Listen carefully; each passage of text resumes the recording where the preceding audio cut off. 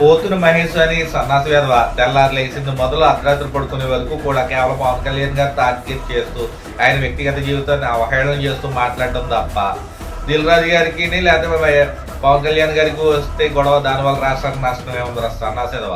లేదంటే పవన్ కళ్యాణ్ గారికి వారి బాల్య మధ్య వచ్చిన గొడవలకేనే లేకపోతే రాష్ట్రానికి వచ్చిన ఇబ్బంది ఏముంది సన్నాసేదా. నువ్వు ఏ కొండవ అయితే వేసుకుని ఎవరి సంకనాకైతే వెళ్ళడానికి వెళ్ళావో వాళ్ళు స్పెషల్ స్టేటస్ ఎందుకు తేలేదు, లేదా రాజధాని ఎందుకు కట్టలేకపోయాడు, లేదా పోలవరం ప్రాజెక్ట్ ఎందుకు కావాలి, లేకపోతే రూట్లు ఎందుకు చేయలేడు, అసలు ఆంధ్రప్రదేశ్ డెవలప్మెంట్ ఎందుకు చేయలేకపోయాడు అన్న విషయాల మీద నువ్వు ఒక ప్రెస్ మీట్ పెట్టి మాట్లాడరా సన్నాసి.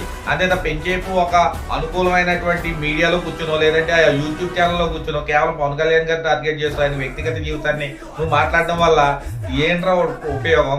పోతున్న మహేష్ అంటే దున్నపోతులాగా నువ్వు తెల్లారులేస్తే రంకులేస్తూ మాట్లాడటం తప్ప ఏదైనా ఒక దాంట్లో అయినా నువ్వు మాట్లాడడానికి ఎవడో ఇచ్చిన స్క్రిప్ట్ చదువుతూ తప్ప నీకు నువ్వుగా ఇండివిజువల్ గా మాట్లాడేది ఏదైనా ఉందా లేదా? అలా ఉంటే నీ దగ్గర సాక్ష్యాధారాలు ఉన్నాయా? అది చూసుకుని మాట్లాడాలి తప్ప ఏదో నీ ఇష్టం వచ్చినట్టు ఏదో స్క్రిప్ట్ కట్టుకుని ఎవడో ఇచ్చిన వీడియోలు పెట్టుకుని నీ ఏంట్రా నీ పెర్ఫార్మెన్స్ నాకు అర్థం కావట్లేదు.